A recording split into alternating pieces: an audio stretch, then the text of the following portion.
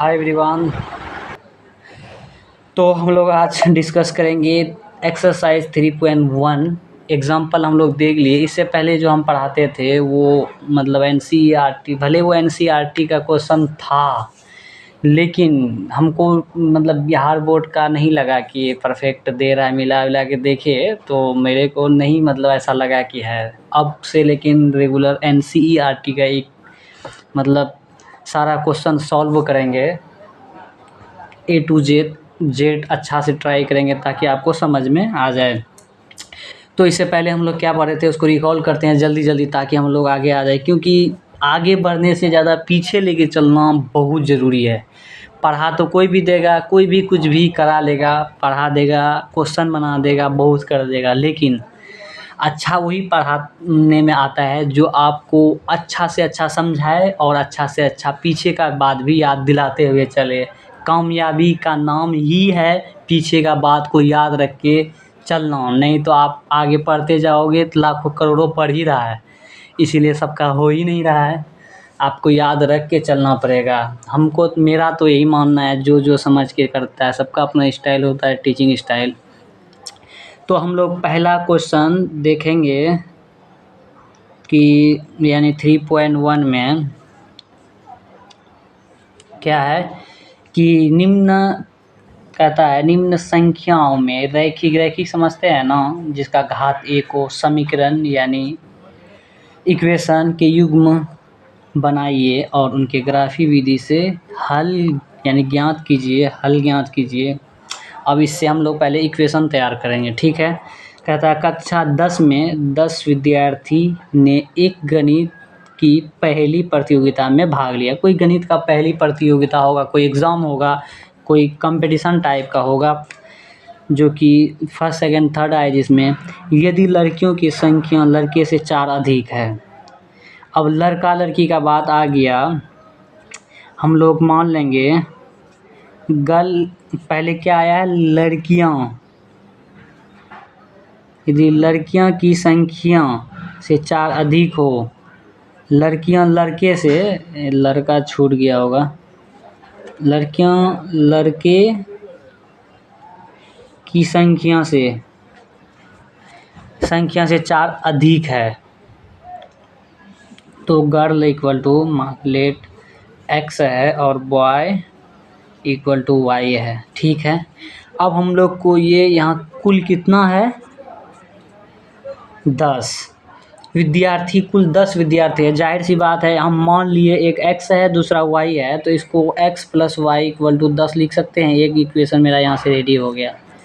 अब बच्चा बोलेगा कि हम कैसे मान लेंगे 10 का संख्या ही दिया हुआ। भाई यहाँ दो ही चीज़ों का जिक्र किया गया, लड़की और लड़के, दोनों को जोड़ करके ही होगा 10। अब हमको पार्टिकुलर संख्या नहीं दिया हुआ कि 5 या 5 प्लस 5, 4 प्लस 6 करके 10 होगा। ये तो यही तो सोचना है, मैथ का नाम यही है ना, थोड़ा दिमाग में जोड़ देना, ये अपने से कुछ कुछ चीज़ करना है, ठीक है।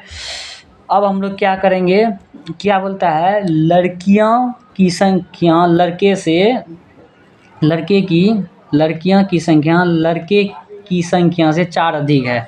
लड़कियां कितना माने थे x और लड़का कितना माने थे y, कितना अधिक है 4। अधिक बोले या कम बोले तो माइनस करना है, अधिक बोले तो प्लस करना है, कहीं भी ज़्यादा बोले तो प्लस करना है, कम बोले तो माइनस करना है, ठीक है। यानी x minus y equal to हो गया आपका 4। ये हो गया इक्वेशन 2, ठीक है। अब हम लोग बनाएंगे इसका ग्राफ विधि से लड़कियां लड़का का मान हम लोग ज्ञात करेंगे। यानी x plus y equal to कितना है आपका 10, x इक्वल टू कितना होगा 10 माइनस वाई। हम लोग शॉर्ट में करेंगे ताकि अगला क्वेश्चन भी सॉल्व आसानी से करें। तो देखिए ये है x,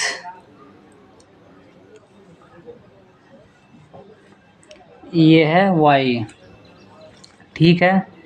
तो हम लोग किसका मान कितना लेंगे, कोशिश करेंगे 10 के अंदर ही मान ले ताकि आसानी से अच्छा ग्राफ बने और जो हम लोग चाहते हैं उस तरह का ग्राफ बने।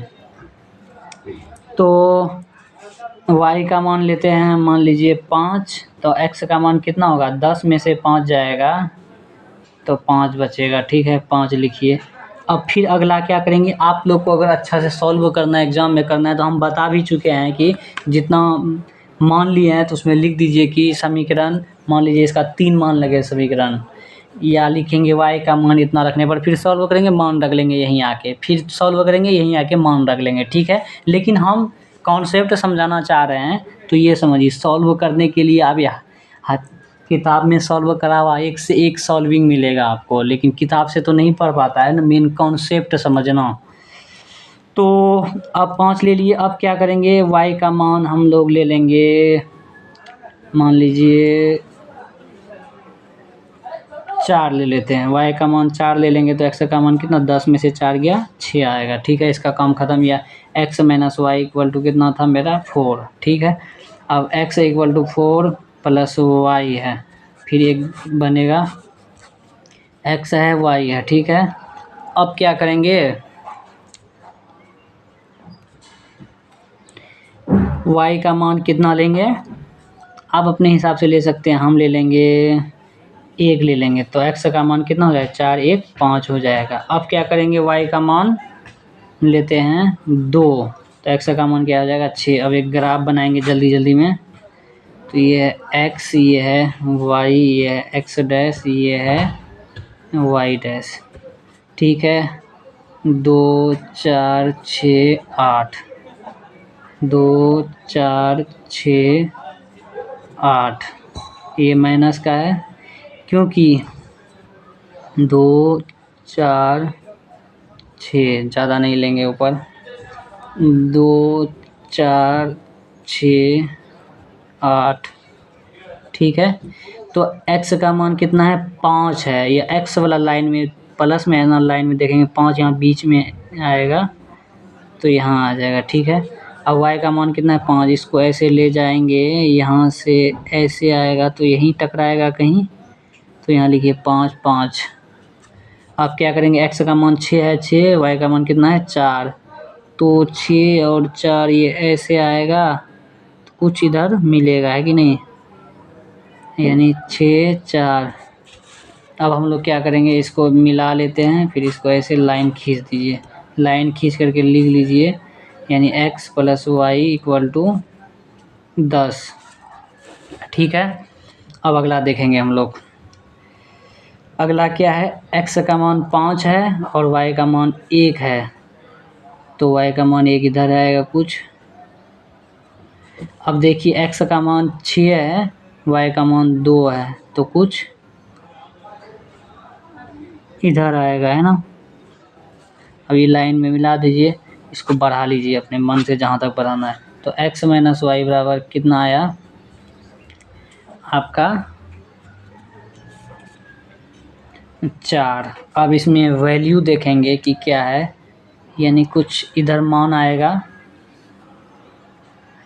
कुछ इधर आएगा करके, है ना। यानी x का मान हम लोग अगर उसमें देखेंगे, क्या बोलते हैं,